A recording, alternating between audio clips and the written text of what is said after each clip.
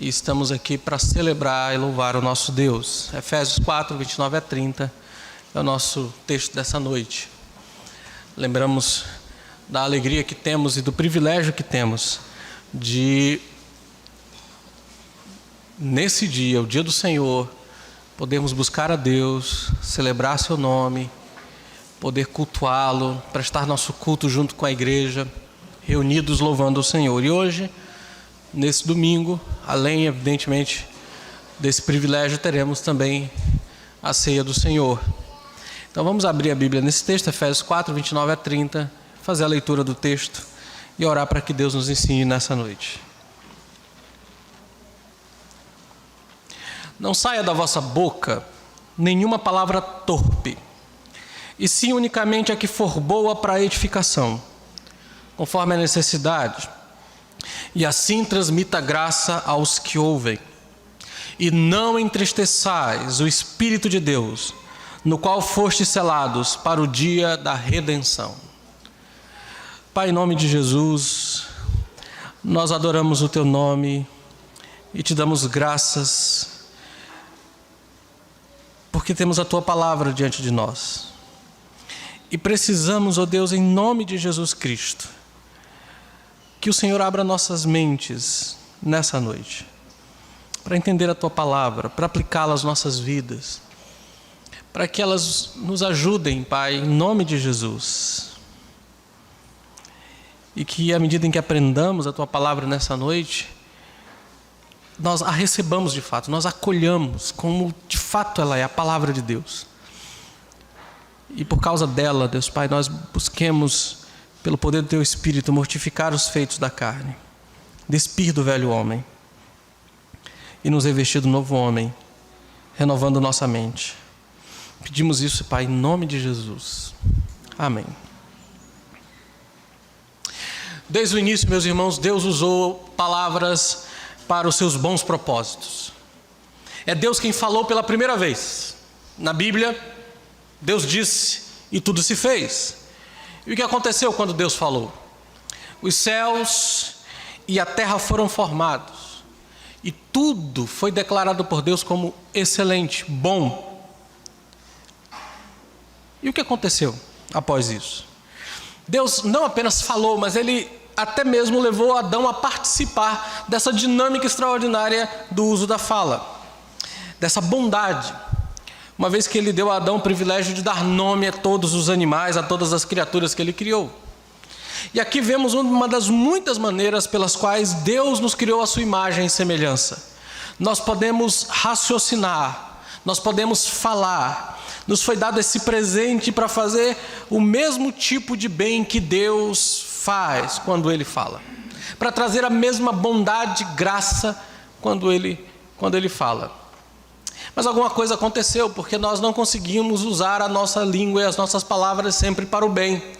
Nós não conseguimos usar esse recurso extraordinário de maneira que edifique e abençoe as pessoas. O que aconteceu foi que o homem se desviou.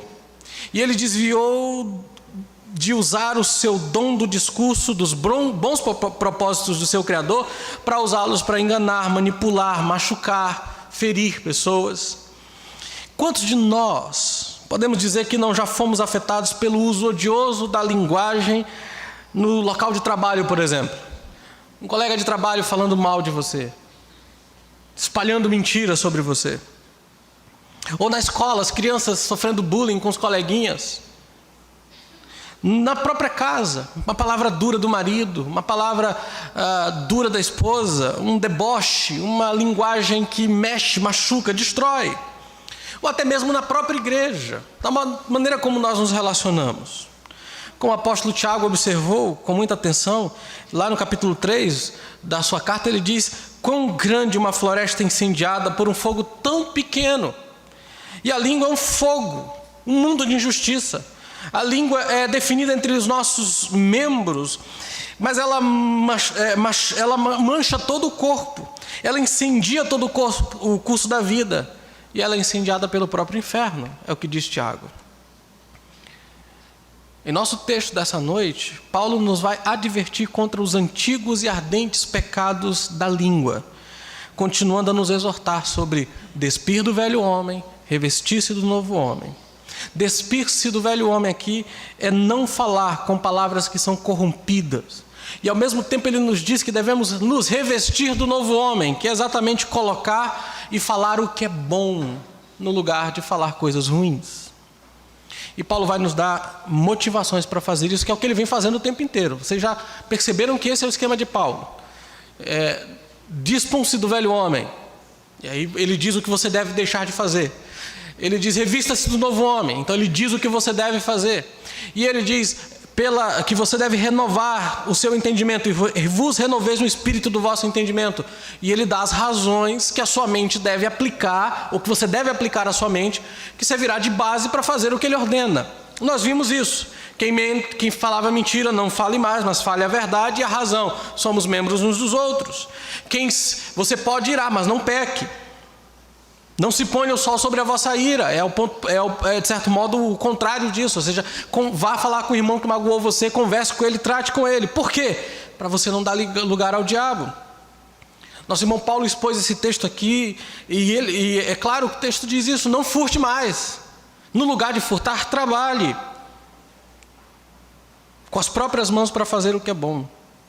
É interessante como a ética de trabalho, só um parêntese aqui, a ética do trabalho na Bíblia é diferente da nossa ética de trabalho do mundo, e nós muitas vezes apropriamos a ética do trabalho mundana. Nós só pensamos no trabalho como obtenção de lucro para o nosso bem-estar, quando uma das primeiras coisas que a Bíblia diz é que você deve trabalhar para acudir o necessitado. E é a última coisa que a gente pensa, né?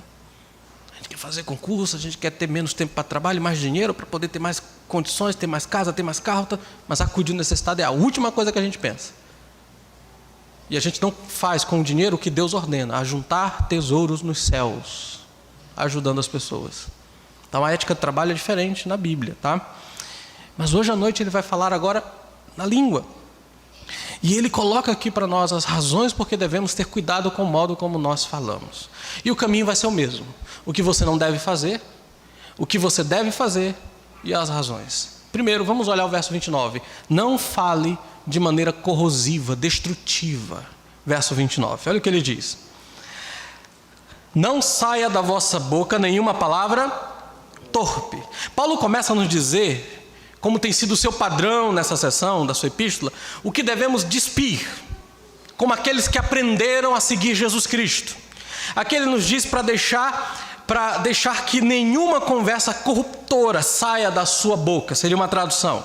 Ou traduzindo literalmente, para ver a ênfase de Paulo, toda palavra corrupta da sua boca não deixe sair.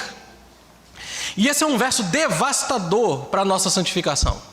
Pense em todos os comentários sarcásticos que nós já fizemos, seja em público, seja em nossa conversação particular, todas as piadas sarcásticas que fizemos à custa de outra pessoa, tudo menos do que palavras puras, ou piadas, ou mensagens nas redes sociais que falamos ou escrevemos e que são cheias de deboche, de crítica e que tem sarcasmos, por exemplo. Todos nós somos incrivelmente culpados de não obedecer o mandamento de Paulo aqui. Todos dizemos coisas corrompidas e que fazem o trabalho de corrupção. O que Paulo quer dizer com essa palavra torpe aqui? A palavra que Paulo usa traz duas ideias aqui no original. Tanto a ideia de algo que é podre, quanto algo que prejudica. Ou seja, essas palavras são corruptas em si mesmas e quando faladas, elas corrompem os ouvintes e prejudicam os que ouvem. Então, quando ele fala a palavra torpe, a ideia aqui é de que aqueles que conhecem Jesus nunca devem falar palavras que estão apodrecidas. Essas palavras que não são puras.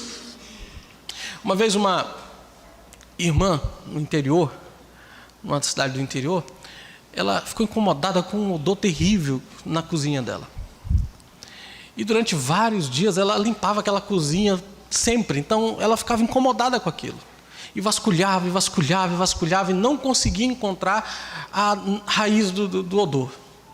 Pensou que talvez fosse um esgoto, alguma coisa, e não conseguiu achar. E aí quando ela vai vasculhar, finalmente ela descobre em uma das gavetas das frutas, lá no final, bem por trás dela, uma batata ali há muito tempo apodrecida. E se você já teve o desprazer de sentir o cheiro de uma batata apodrecida, é um negócio horrível. É esse o sentido dessa palavra aqui. Você lembrou? Sentiu nojo do cheiro? Ele está dizendo, não saia da boca de você nenhuma palavra que tenha essa característica de algo podre, como pêssegos podres, como maçãs podres, ou como uma batata podre há muitos dias esquecidas. Ou seja, essas palavras que não representam o melhor que se deve falar. Elas devem ser destruídas antes de serem servidas para as pessoas. Você não deve entregá-las através dos seus lábios, ou elas farão com aqueles que as recebem, que eles fiquem doentes, que eles se incomodem. Paulo nos dá exemplos dessas palavras no capítulo 5, verso 4, quando ele diz lá, veja o verso 5, 4. Nem conversação torpe, nem palavras vãs ou chocarrices, coisas essas inconvenientes. Antes, pelo contrário, ações de graça. E uma tradução boa seria, não haja imundícia na conversa tola. Não haja imundícia, nem conversa tola, fútil, boba, nem brincadeira bruta, que está fora do lugar. Nunca deve haver nos lábios de vocês esse tipo de coisa. E vamos ser sinceros, nós falamos assim. Nós brincamos assim nas redes sociais. Nós falamos assim uns com os outros. E quando a Bíblia diz para você não fazer isso, é porque ao fazê-los, você peca. Você desonra a Deus com aquilo que Deus te deu para usar para a glória dEle, que são seus lábios, a sua palavra. Em Colossenses capítulo 3, verso 8, o apóstolo Paulo diz, mas agora você deve colocá-los longe de você. Raiva, ira, malícia, aquele pensamento maldoso sobre os outros, e calúnia, difamação, falar mal dos outros. Você quer ver o nível de torpeza e de corrupção da sua fala? Envolve exatamente esse tipo de comportamento. A maneira como nós falamos revela se nós somos parecidos com Cristo ou se estamos ainda muito parecidos com o mundo. Mas ele não tem apenas a ideia de algo podre, irmãos. A ideia aqui é de algo que, além de podre, prejudica alguém. Os cristãos não devem usar palavras prejudiciais ou corrosivas. Como a ferrugem, esses tipos de palavras tendem a corroer, a desgastar aqueles que nos rodeiam, tornando-os fracos, mais fracos do que eram antes de falarmos.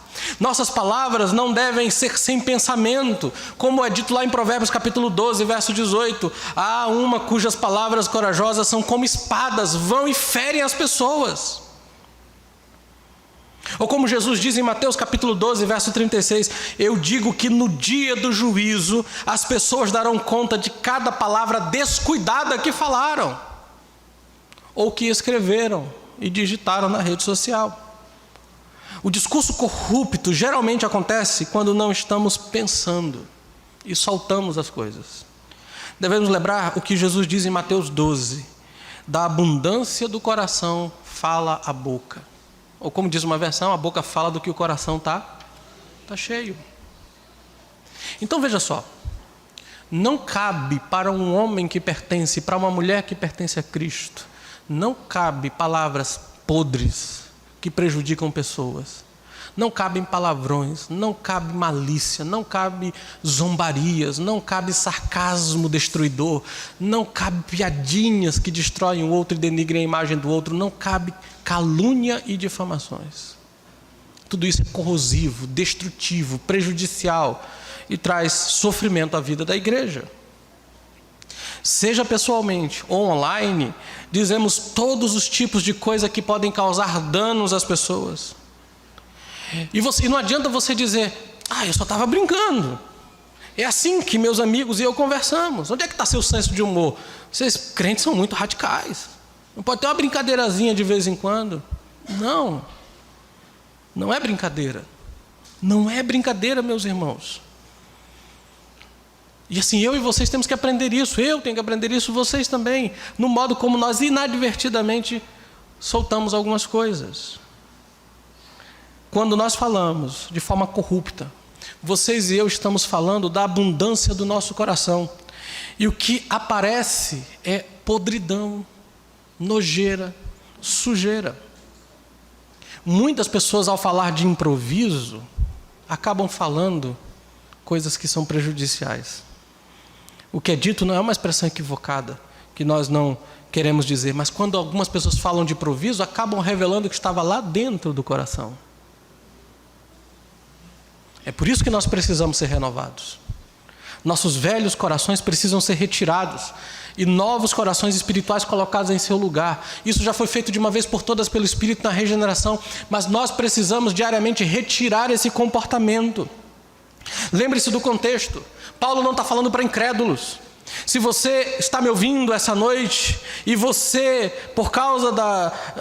se você está me ouvindo essa noite e você ainda não está confiando em Cristo Jesus para ser salvo da ira de Deus, em relação a você por causa da lei que você quebrou, que todos nós quebramos, então não comece a tentar limpar o seu discurso, isso não vai te ajudar. Você precisa da justiça de Cristo, você precisa se arrepender dos seus pecados essa noite e entregar a sua vida a Jesus. Você não precisa da sua tentativa fraca de suprir o seu idioma corrupto, não adianta. Você precisa se encontrar com Cristo. Mas se você é um cristão essa noite, sinta o que o Dr. Martin Lloyd Jones disse num sermão desse. Ele disse: o homem cristão não é um homem que está sempre se reprimindo. Há algo diferente no centro, pois a abundância do coração fala a boca. É o que sai que realmente diz a verdade um sobre o outro. É o que você diz que revela o que está dentro do seu coração. Isso machuca. Pense em todas as coisas indignas, cortantes, impróprias, e em tudo o que você disse nos últimos dias, falando com seus filhos, falando com seus pais. Quantas vezes alguns de vocês aqui, filhos, foram absolutamente duros em suas palavras e desrespeitosos com seus pais? Você acha que vai passar impune se você não se arrepender? Você acha que não vai prestar contas pelo que você disse diante de Deus? Lembre-se, Jesus diz: todas as palavras frívolas que nós dissermos, prestaremos contas diante de Deus. Olha o modo como você fala com seus colegas, seus irmãos, seus amigos. Está falando da abundância do seu coração. Na verdade, essa é uma observação científica do que está dentro do seu coração. Se você mantivesse um registro de todas as suas palavras, apenas aqueles que você deixou sair da sua boca, você tem um bom teste para saber o que anda dentro do seu coração.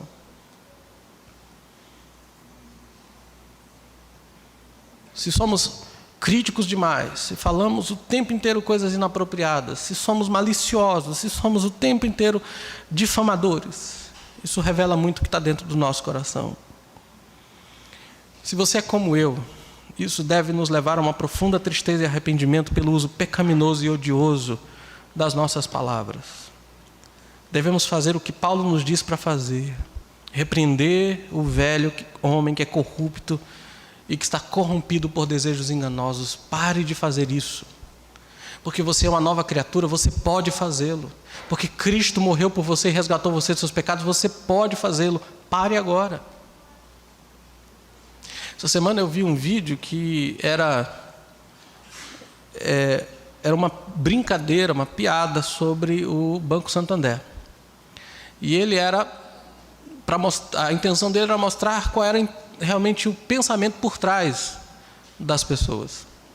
Mas foi passado como se fosse um discurso oficial do banco. Eu inadvertidamente fui lá e postei porque achei interessante. Mas depois alguns irmãos me fizeram perceber que aquilo não estava certo. E o que eu fiz? Tirei. E pedi perdão a Deus por ter feito isso. E isso me alertou para eu ficar mais vigilante e atento para que isso não aconteça mais. Não foram as minhas palavras ditas da minha boca, mas foi o uso do discurso, que não pode ser usado inapropriadamente. E quantas vezes a gente não faz isso? Avalie as conversas que vocês têm em seus grupos. Piadas, brincadeiras, que podem, na verdade, ser maldosas e impuras. Não quer dizer que a gente não brinca entre a gente, mas avalie o peso das suas palavras. Será que elas causam essa sensação ruim, como aquela que você sente quando está perto de uma fruta podre? Será que ela não está prejudicando o seu irmão? Tenha cuidado com o que você fala, irmão. E para isso você precisa avaliar antes de dizer. O tolo fala demais. O tolo fala sem parar, diz Provérbios. E a coisa é tão séria que o autor de Provérbios diz assim, que até o tolo passa-se por sábio quando fica calado. Porque é mais prudente apenas observar do que falar o tempo inteiro. Aquele que fala o tempo inteiro, diz o autor de Provérbios, na multidão da fala há corrupção. Tenham cuidado com o modo como vocês falam. Vamos avaliar nossa fala, meus irmãos, e evitar palavras que corrompem, que destroem, críticas ácidas, prejudiciais, piadas, sarcasmos, deboches. O mundo age assim. Os filhos de Deus não podem agir assim. Temos que ter uma linguagem santa, consagrada a Deus. Bem, se eu não devo falar isso, o que eu devo fazer? Veja o que ele diz. Fale o que é bom. Verso 29. E sim, unicamente a que for boa para edificação. Preste atenção no que Paulo está dizendo. Ele diz que toda vez que você falar, o que deve fazer, olha o verso aí. E sim, unicamente. Ele não abre espaço para outra coisa. Ele diz, a sua linguagem deve ter um único objetivo, uma única razão. Qual é? A que for boa para edificação. Meus irmãos, se nós pararmos apenas em evitar palavras duras, grosseiras, críticas, ácidas, debochadas, sarcásticas, maliciosas, difamadoras, se parássemos apenas isso, ainda não estaríamos vivendo como cristãos. Porque há muita gente que não fala dessa forma e não é cristão. Podemos ser morais, mas ainda assim não sermos cristãos. Mesmo uma pessoa não crente, um pagão, pode manter sua língua controlada em muitos pontos. O que essa pessoa não pode fazer é falar de um coração influenciado pelo poder do Espírito Santo. Então Paulo vai mais longe e diz que não só não devemos deixar que nenhuma palavra podre venha da nossa boca, mas devemos deixar sair da nossa boca unicamente, exclusivamente, tudo o que for bom para edificar e que se adapta à ocasião.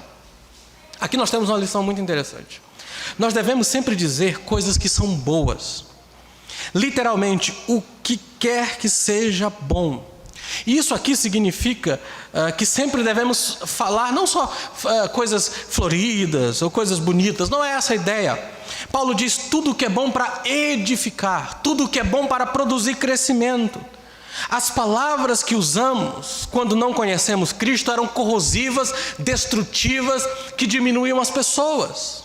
Como a ferrugem, elas lentamente corroem as pessoas que nos rodeiam até que fiquem fracas, até que elas caiam. Mas o novo eu, fortalecido pelo Espírito, usa palavras que fazem o outro crescer, que fazem o outro avançar. Ou seja, quando uma pessoa termina de conversar conosco, essa outra pessoa deve sentir-se mais forte do que estava antes de conversar. Não simplesmente ter uma autoestima mais forte. Paulo nos está dizendo aqui, ele não está defendendo um falar adocicado para que a gente tenha uma boa opinião sobre nós mesmos. Não, na verdade, a pessoa pode até se afastar dessas conversas, imediatamente chateada com o que foi dito, porque nós falamos de maneira séria, como nós vimos, a verdade em amor para essas pessoas. Mas se é a verdade e é dita com amor, com o propósito de edificar e se encaixa a ocasião, então ela vai produzir crescimento na vida dessa pessoa. É essa a maneira como você deve avaliar quando você fala. Não soltar palavras tolamente, mas pensar antes de dizer. E pensar se o que você vai dizer vai ajudar no crescimento do seu irmão. Novamente, o pastor Martin Lloyd Jones dá algumas dicas e uns conselhos úteis aqui. Ele diz assim: primeiro, nossas palavras devem estar sempre sob controle. Nossas palavras devem sempre estar sob controle. Um construtor não lança materiais ao ar livre e espera que uma casa seja construída quando ela terminar. Não, ele planeja, ele reúne recursos que ele precisa para fazer o trabalho, e se ele não tem habilidade para fazer, ele aprende como, ou então ele procura uma pessoa para ajudá-lo. Ele não quer ser responsável pela destruição da casa da pessoa ou a casa que ele está construindo. Nós também devemos procurar controlar nossas palavras de forma a construir uma boa casa para as pessoas com quem estamos conversando. E se achamos que não podemos falar com elas dessa maneira, então nós evitamos. Nós temos cuidado com o que nós falamos e procuramos ajuda. As nossas palavras não devem ser autocentradas. Como podemos edificar outras pessoas se nós estamos o tempo inteiro falando da gente? Muitas vezes é mais fácil focar em nós mesmos quando falamos, porque nós nos conhecemos. Mas ao invés de olhar para a pessoa e ficar impaciente, esperando até que a pessoa pare de falar a última sentença para que você comece a falar o que você pensa,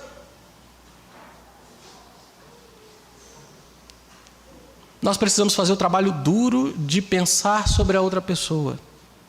O que essa pessoa precisa? O que seria útil para ela? Isso implica, e pode implicar em algumas coisas de sua vida, mas se você ouve mais atentamente, você terá mais chance de ajudar a pessoa.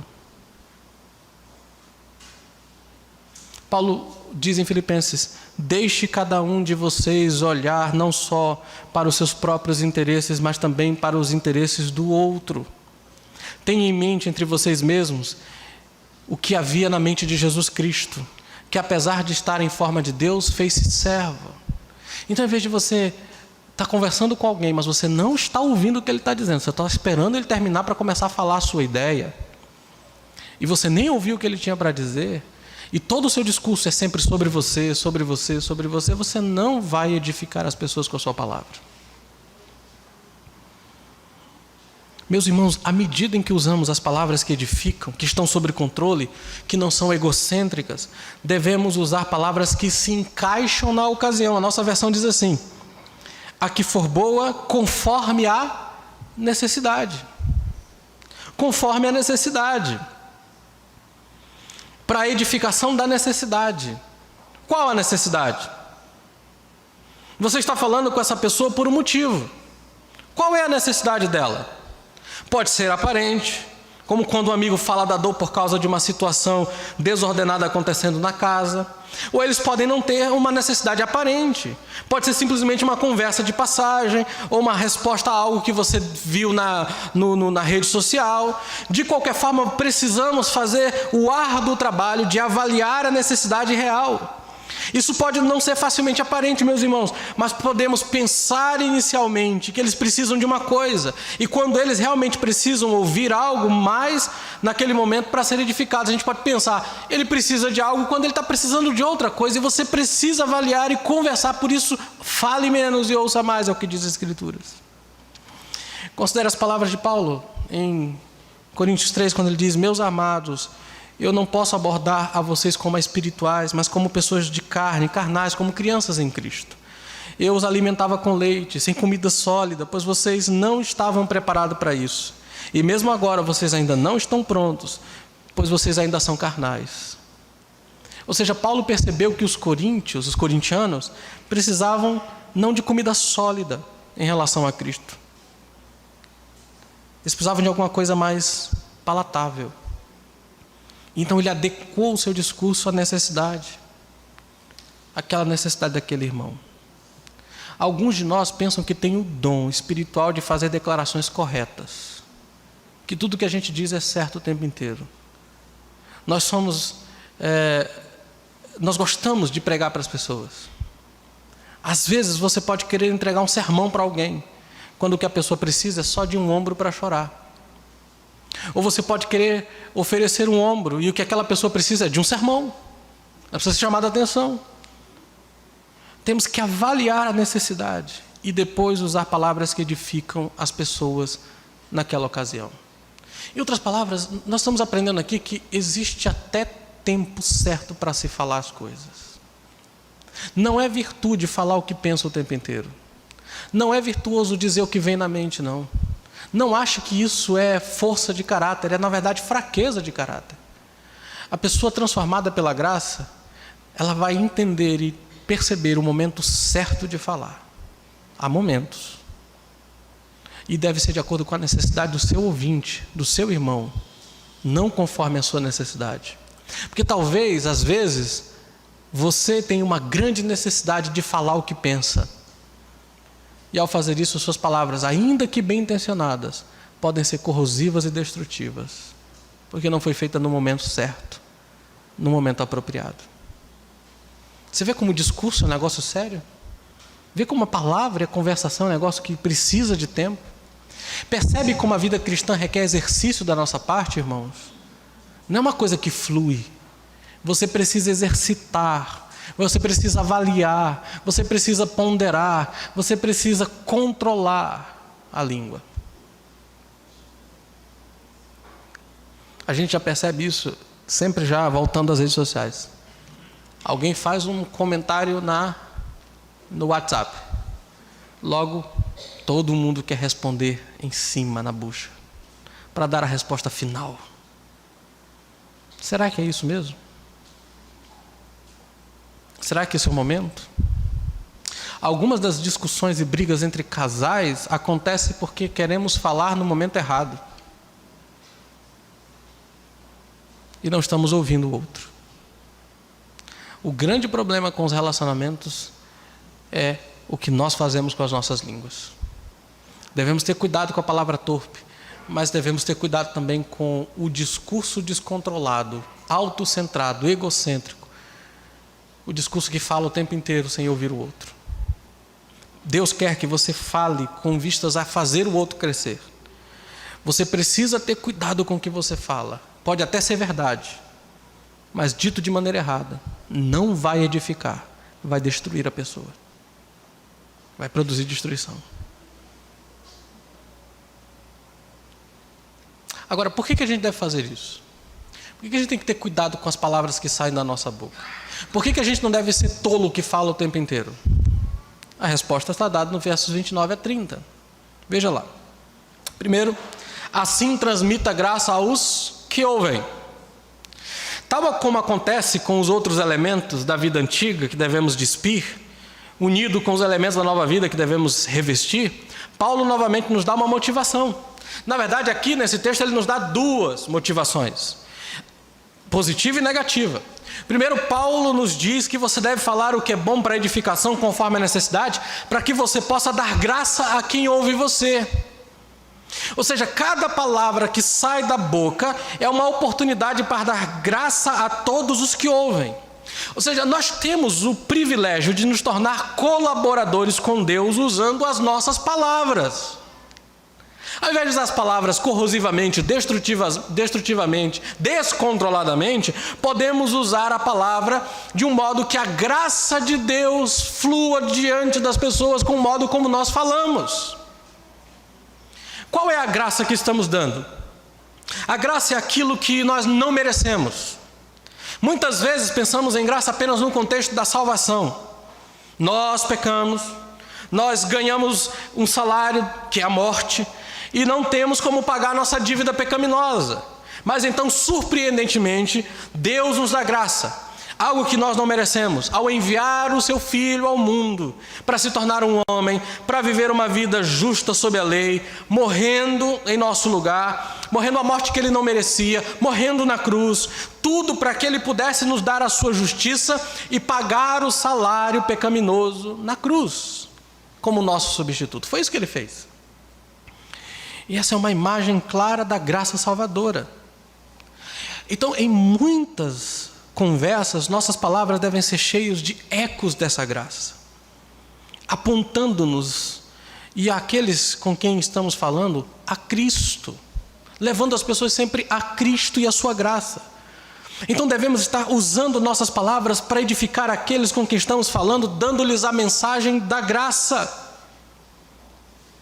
Mas isso não é tudo o que Paulo pretende aqui. Considere as vezes que você tenha abordado, por exemplo, um membro da família, ou pense em um membro da sua família, ou um amigo, ou um colega de trabalho que abordou você. E ele veio com uma palavra dura para você. E você não gostou. Qual é a primeira reação que você tem? Responder na mesma altura. Não é não? Todos nós. Aliás, todos nós ganhamos briga na mente, né? Na nossa mente a gente sempre conquista e ganha os debates. Primeira coisa é reagir. Eu vou responder na lata. Ele vai ver com quem ele está falando. Não se fala desse jeito comigo. E de certo modo, às vezes é isso que eles merecem, não é? Foram duros conosco, foram injustos conosco. Mas antes que possamos soltar as primeiras palavras, antes que possamos pensar as palavras corrosivas que vamos usar e que vão derrubar as pessoas ao invés de destruir, de edificá-las, que não estão atendendo à necessidade da ocasião, nós lançamos uma série de palavras cheias de merecimento, sem graça, direto no alvo, infligindo dano que essa pessoa que falou com você merece. Como uma espada aguda, sai da nossa boca a palavra certa e vai lá e machuca a pessoa. E nós nos sentimos bem com isso. Nosso ego infla e diz: é isso mesmo. Respondi na lata, em cheio. Quem de nós já não passou por isso aqui?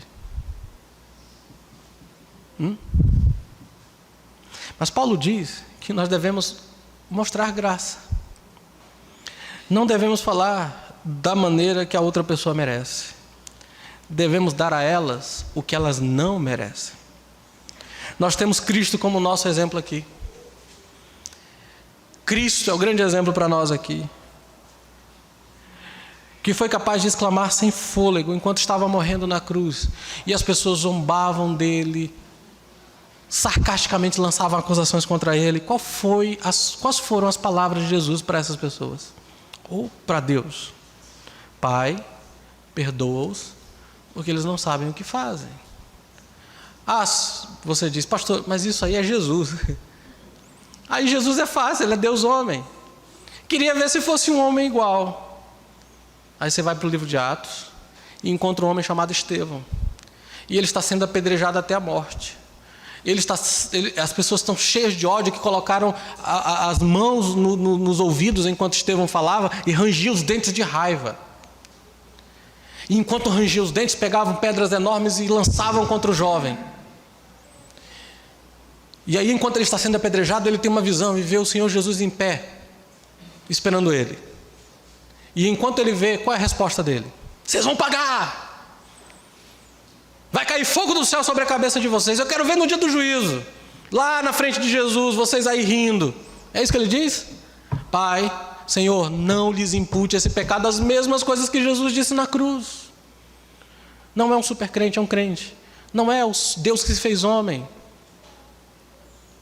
É um homem como nós, que reagiu do mesmo modo, que deu graça às pessoas que mereciam menos do que isso. Nós merecíamos que o Criador do universo, que estava pendurado na cruz, invocasse todos os exércitos do paraíso para aniquilar todos os povos da terra, começando com os israelitas que o prendiam ali na cruz. Nós esperamos que ele simplesmente pare de sustentar pela palavra do seu poder tudo o que ele criou, fazendo com que átomos se separem de átomos e as coisas comecem a se destruir e se decompor, e o universo inteiro começasse a se dissolver diante da presença dele, fazendo com que a criação deixasse de ser uma criação ordeira, organizada, e a vida simplesmente parasse de existir. Se ele dissesse uma única palavra, tudo isso aconteceria, pois ele sustenta todas as coisas pela palavra do seu poder. Mas em vez disso ele mostrou graça, e é isso que Paulo diz que devemos fazer. Não fale com os outros do jeito que eles merecem. Fale com eles de forma a promover a sua edificação de acordo com as necessidades. Isso requer paciência, isso requer muita longanimidade. E isso é uma das marcas de um cristão cheio do Espírito, porque um dos frutos, ou uma das marcas do fruto do Espírito é a longanimidade, é o domínio próprio. A paciência, a mansidão, o domínio próprio, é isso que todos nós como crentes cheios do Espírito Santo, ou que tem o Espírito habitando em nós, deveríamos fazer. Fale com eles de modo a promover o crescimento deles. Mas uma segunda motivação para falar dessa maneira, meus irmãos, é que se você não fala assim, você entristece o Espírito Santo de Deus.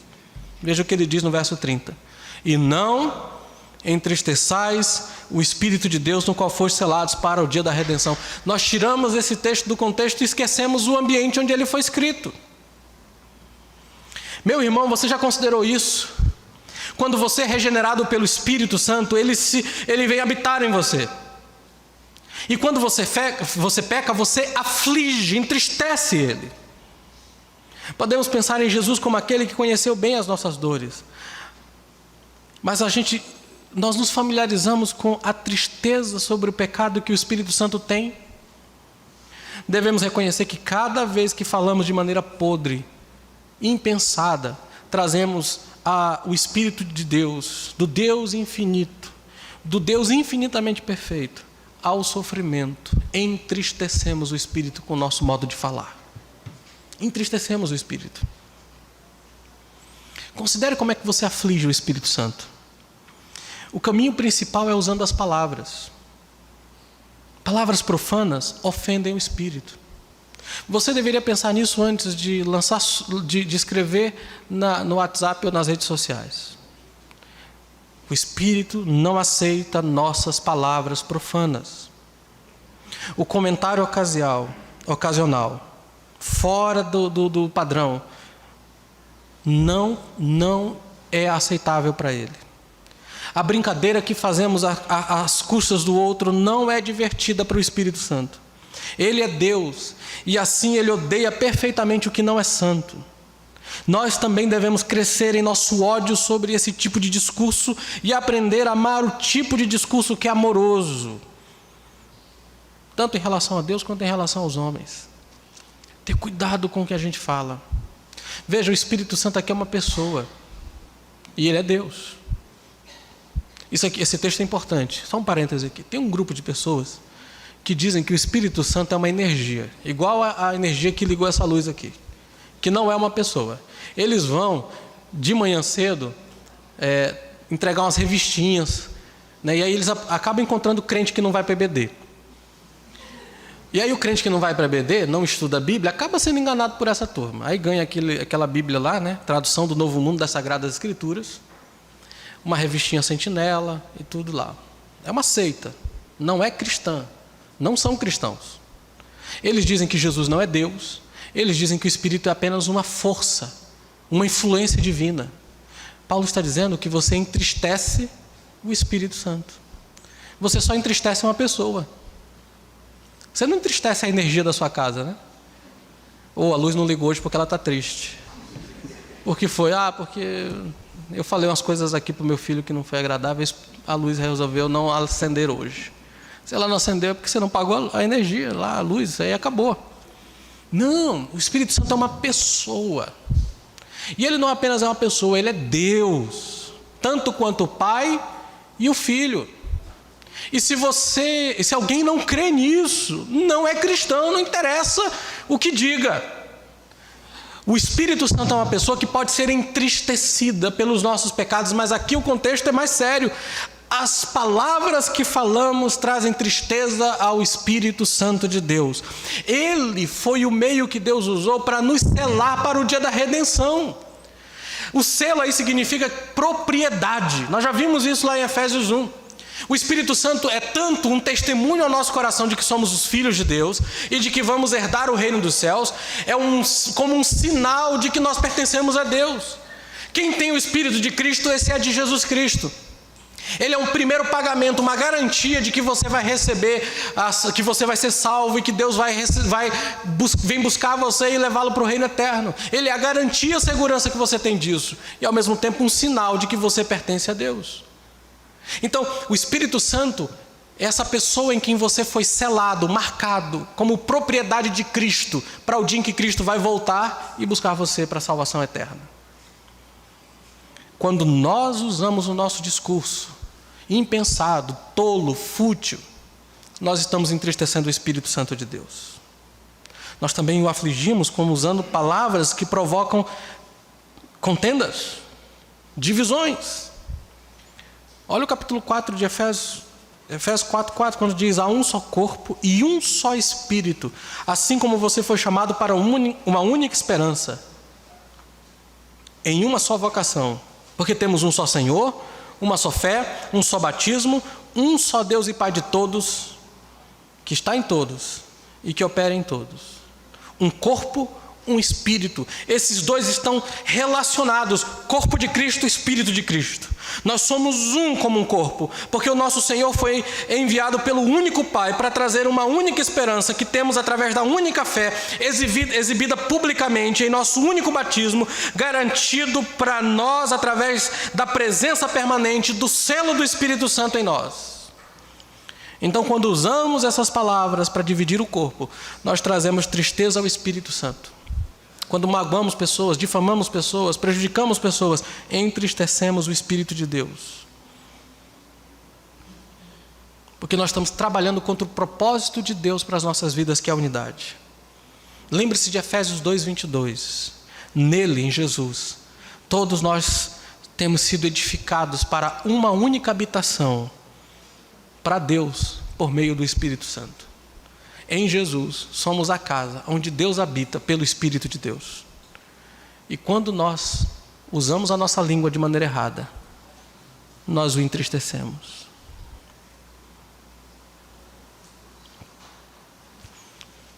Eu acho que essa razão já é bem dura, né? Bem suficiente. Eu pergunto a você, meu irmão, você está disposto nessa noite a considerar que você não usa suas palavras de uma maneira que honra a Cristo? Que você traz sofrimento ao Espírito Santo de Deus por suas palavras contínuas, degradantes, destruidoras, que induzem a corrosão, que influenciam o ódio, que promovem divisão, que são autoagradáveis, autocentradas, mal cheirosas, que procedem do seu coração podre, caído, corroído, egoísta. Temos que reconhecer isso para poder abandonar. Ou se você foi redimido, que você ainda sente a influência da carne em você, e que ainda há no seu coração aquelas coisas ruins e negativas que precisam ser assassinadas, destruídas, como diz o apóstolo Paulo. Meu querido, é preciso admitir a presença desse antigo eu, e esse é o primeiro passo para destruí-lo. Nós devemos, de modo sistemático, levar em mente as palavras de Paulo, lembrando-nos, através da ajuda do Espírito, que as nossas palavras são ou trazem graça para aqueles que ouvem, ou estão magoando o Espírito Santo de Deus. Eu preciso disso. Eu preciso lembrar disso. Eu quero convidá-los essa noite a firmar um compromisso diante de Deus. Meu irmão, firme esse compromisso diante do Senhor. Que todos nós possamos dizer hoje à noite: eu me comprometo, com a ajuda do Espírito Santo, a caminhar junto com meu irmão em amor e cuidar do meu irmão em amor fraternal, lembrando em minha oração, ajudando na sua doença e no sofrimento, sendo simpático em seus sentimentos, cortês na fala, demorado a me ofender e sempre pronto para me reconciliar, buscando assegurar essa reconciliação sem demora e principalmente tendo paciência e sendo sábio no uso da minha língua. Você está disposto a se comprometer dessa noite com isso, querido? Eu quero convidar você a fazer isso. Seja sábio e não tolo. Nós vamos aprender isso mais à frente. Tenha cuidado com o que você fala, com o modo como você fala. Você pode estar entristecendo o Espírito de Deus. Que todos nós nessa noite possamos colocar o novo eu, criado segundo a semelhança de Deus em verdadeira justiça e santidade, ao mesmo tempo em que retiramos de nós esse velho eu que fala sem pensar, que fala coisas torpes, que fala coisas destrutivas. Que a nossa língua seja cheia de coisas boas, que promovem o crescimento do irmão e que traga e que seja dito no tempo certo e do modo certo. Que Deus nos dê graça e nos ajude. Mas talvez você veio essa noite aqui e pense: mas isso tem a ver com pessoas crentes. E quanto a mim?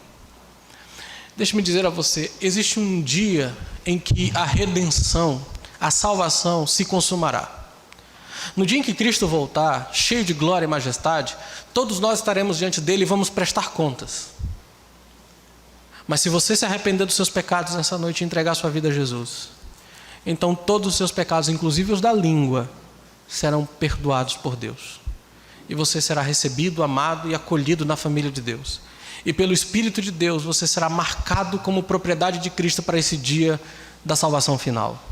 Se você colocar sua vida diante de Deus hoje, crendo em Jesus, seus pecados serão perdoados. Creia nele, confie nele. E um processo que vai durar a vida inteira vai iniciar, em que Deus vai transformar você.